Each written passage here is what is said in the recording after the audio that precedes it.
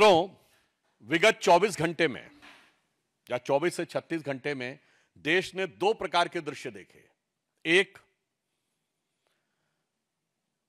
विगत 100 वर्षों से देश के लिए निरंतर समर्पित, राष्ट्रीय एकता, सांस्कृतिक उत्थान के लिए अपना प्रतिपल समर्पित करने वाले विश्व के सबसे बड़े संगठन, सांस्कृतिक संगठन राष्ट्रीय स्वयंसेवक संघ के शताब्दी पूर्ण होना और उस शताब्दी के अवसर पर प्रधानमंत्री श्री नरेंद्र मोदी जी के द्वारा एक ऐसा सिक्का जारी होना जिसमें संभवतः भारत के स्वतंत्र भारत के इतिहास में पहली बार किसी भारत की मुद्रा पर मां भारती का चित्र।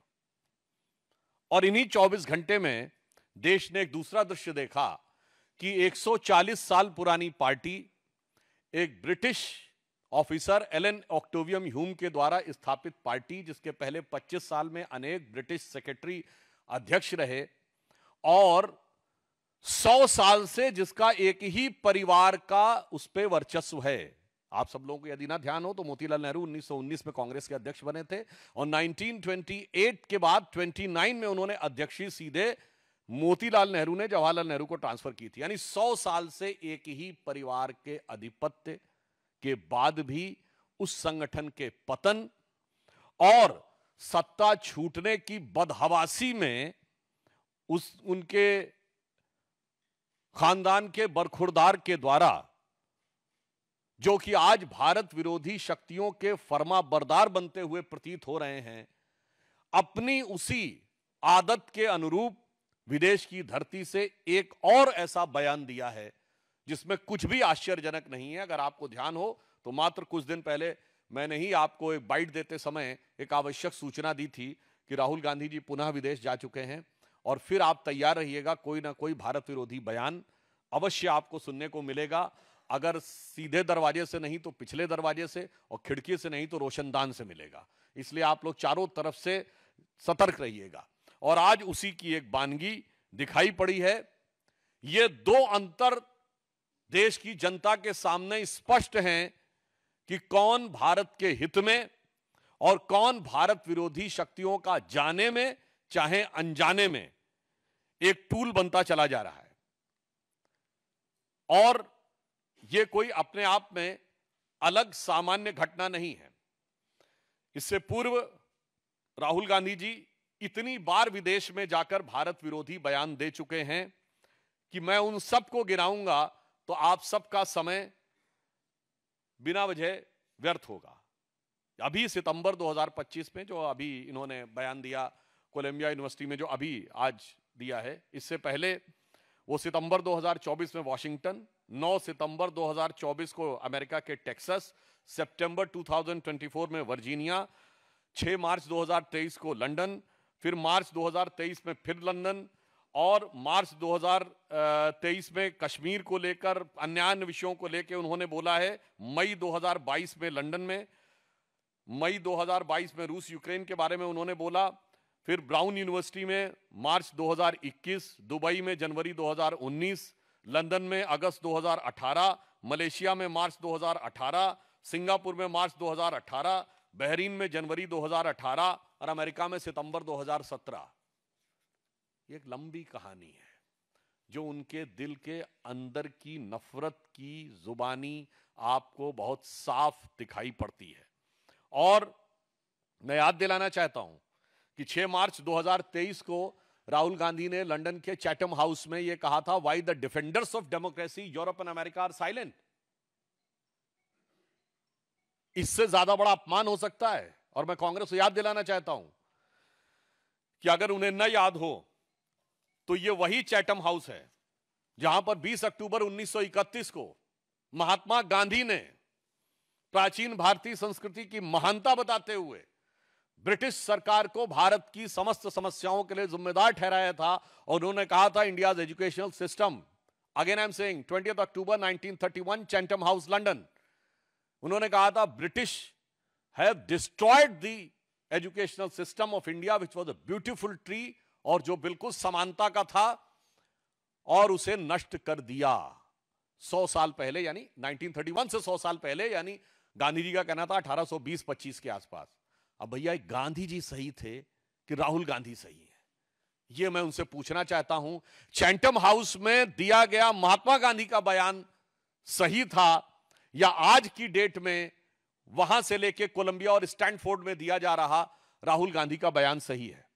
यह बात मैं सीधे सीधे कांग्रेस पार्टी से पूछना चाहता हूं। और जिसने 100 साल से लोकतंत्र के लबादा ओढ़कर राजतंत्र को जीवित रखा है, वो लोकतंत्र पे भाषण दे, मुझे लगता है इससे ज्यादा हास्यास्पद और विडंबनापूर्ण उदाहरण नहीं हो सकता। और वो भी इस देश में लोकतंत्र के सबसे बड़े प्रतीक प्रधानमंत्री श्री नरेंद्र मोदी जी, जो भारत के लोकतांत्रिक परिपक्वता और जो विस्तार के सबसे बड़े प्रतीक हैं कि रेलवे प्लेटफॉर्म पे चाय बेचने वाला व्यक्ति लगातार तीसरी बार भारत का प्रधानमंत्री जनता के द्वारा चुनकर बना, उसको वो सरमन दे जो कि अंग्रेजों से दोस्ती करके, अंग्रेजों के द्वारा स्थापित होकर और किसी की कृपा से प्रधानमंत्री का पद पाकर पिछले 100 सालों से अपना राजतंत्र येन केन प्रकारेण संरक्षित किए हैं। मैं पुनः स्पष्ट कर दूं, कांग्रेस अध्यक्ष कोई भी रहा हो,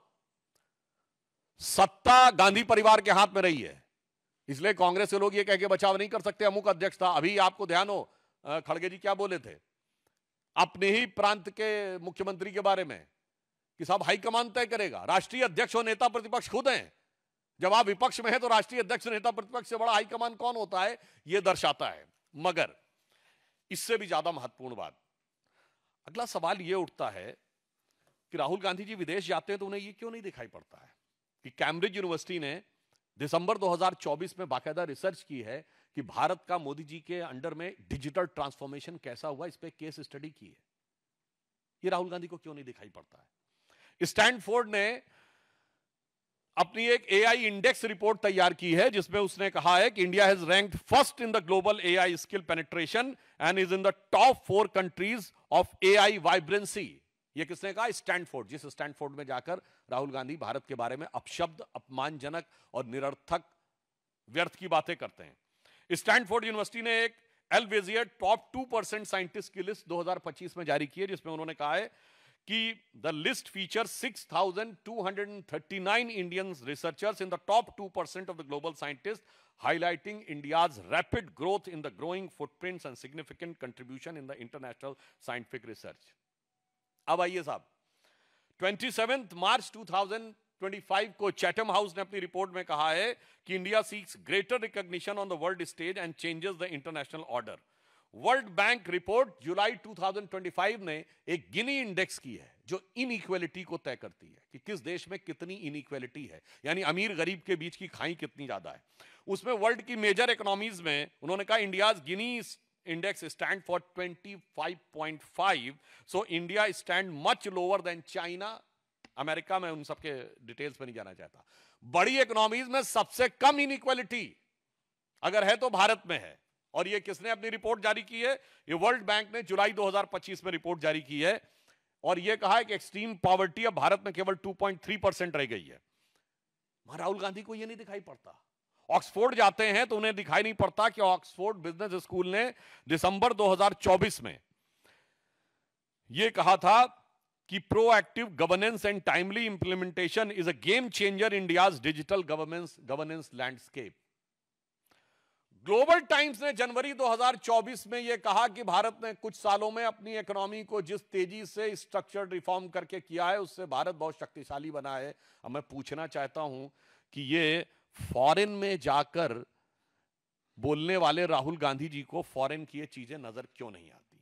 अब उससे बड़ा सवाल कि राहुल गांधी जी में ऐसी कौन सी प्रतिभा है जिसकी वजह से वहां पे उनको विदेश की यूनिवर्सिटीज बुलाती हैं, जबकि कांग्रेस में एक से एक बुद्धिमान लोग हैं। चिदंबरम साहब, अभिषेक मनु सिंघवी, शशि थरूर, मनीष तिवारी और बहुत सारे लोग हैं जो अपने अपने विषयों के विशेषज्ञ हैं। इवन जयराम रमेश, इवन उनके अंकल सैम पित्रोदा जो परमानेंट विदेश में रहते हैं, जिनकी इमेज है कि इंटेलेक्चुअल वाली, उनमें से किसी को नहीं बुलाया जाता है और राहुल गांधी जी को ही बुलाया जाता है। इवन भारत में भी किसी यूनिवर्सिटी में उन्हें नहीं बुलाया जाता है। आपने शायद कन्वोकेशंस में भी राहुल गांधी जी को जाते नहीं देखा हुआ। कांग्रेस रूल्ड स्टेट्स में नहीं बुलाया जाता। 2004 से 14 के बीच में उनकी केंद्र में सरकार रही, तब नहीं बुलाया जाता। फिर भारत के बाहरी क्यों उनको बुलाया जाता है, यह अपने आप में यक्ष प्रश्न है। और वो कितने बुद्धिमान हैं और उनका कितना जबरदस्त ज्ञान है, मैं आपको एक उनके वीडियो का वॉइस सुनाना चाहता हूं। Why does a motorcycle weigh 100 kilos and a car weigh 3,000? Car carries, to carry one passenger, you need 3,000 kilos of metal in a car, if one passenger is driving a car. And a motorcycle has 100 kilos, carries two passengers. So why is a motorcycle able to carry two passengers with 150 kilos of metal and a car needs 3,000? And the answer is, it's the engine. Because it's the engine that kills you on impact. Right? And the motorcycle is light because the engine disappears from you when you have an accident. Right? Every time the engines in motorcycles are heavier and heavier. If you see, the power in motorcycles nowadays are becoming heavier, are higher than older motorcycles. But in a motorcycle, when you have an impact, the engine is separated from you. So the engine doesn't hurt you. Whereas in a car, when you have an impact, the engine comes into the car. So the entire car is designed to stop the engine from killing you. The electric motor breaks that centralized energy system. The electric motor allows you to put a motor there, put a motor there, put a motor there, put a motor there. So the electric motor is a decentralization of power. मुझे लगता है कि इसको सुनने के बाद अगर किसी के भी ज्ञान चक्षु उन्मीलन में, उन्मीलन समझते हैं ना, उठने में कोई शंका रह गई हो तो समाप्त हो जानी चाहिए। ऐसा अद्भुत मैकेनिकल इंजीनियरिंग का ज्ञान दिया है कि हार्ले डेविडसन से लेकर टोयोटा तक और वॉक्सवैगन से लेकर फोर्ड तक बैठे हुए इंजीनियरों ने मेरे ख्याल से छाती पीटना शुरू कर दिया होगा कि इतना जबरदस्त ज्ञान कहां से आ गया है। बताइए साहब, वो ये बता रहे हैं कि वो डिसेंट्रलाइजेशन है। अरे मेरे भाई, कार 4 व्हीलर है, वो 2 व्हीलर है। 2 व्हीलर में जायरोस्कोप लगा हुआ होता। मुझे लगता है हमारे जैसे अन्य भी जितने लोगों ने मैकेनिकल इंजीनियरिंग में पीएचडी की होगी, वो भी अपने को बहुत बौना समझ रहे होंगे राहुल गांधी जी के इस ज्ञान के आगे।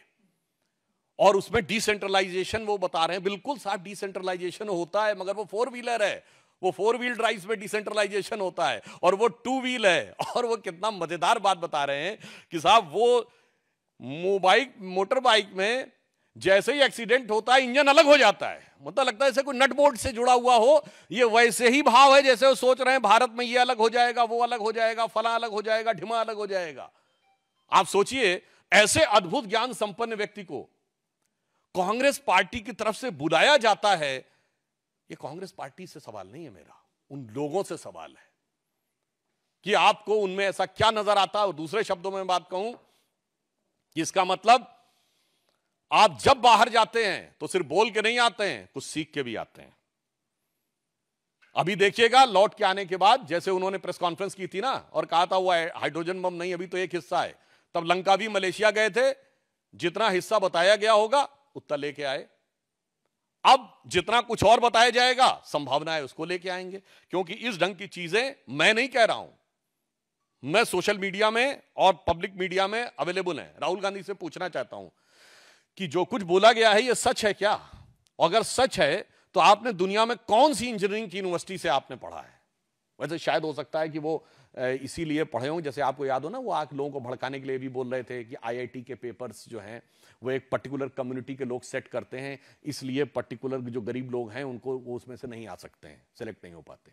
यानी moving charge in magnetic field, electromagnetic induction और फोर्स वेलोसिटी और एक्सेलरेशन में भी उनको कास्ट नजर आती है। मुझे लगता है कि इस प्रकार की बातें करने का उद्देश्य, मैं यहां राहुल जी का मजाक नहीं उड़ा रहा हूं, मैं देश से कहना चाहता हूं 100 साल से सत्ता को कब्जा रखने के वाले इस खानदान के बरखुरदार जो भारत विरोधी शक्तियों के झंडा बरदार बन चुके हैं, उनसे बहुत खबरदार रहने की जरूरत है। और आपने देखा इस बार उन्होंने एक और बात बोली है। उन्होंने क्या बोला? उन्होंने कहा कि इंडिया में 16-17 प्रकार की लैंग्वेजेस हैं। अभी आप देखिएगा लैंग्वेजेस पे लड़ाई कराने का प्रयास करेंगे। उत्तर दक्षिण में लड़ाई कराने का प्रयास कर चुके हैं। कर्नाटक के फाइनेंस मिनिस्टर बोल चुके हैं कि दक्षिण भारत वाले टैक्स ज्यादा देते हैं, तो पत्रकार ने उनसे पूछा तो क्या अलग होना चाहिए? उत्तर हां जी, अलग हो जाना चाहिए।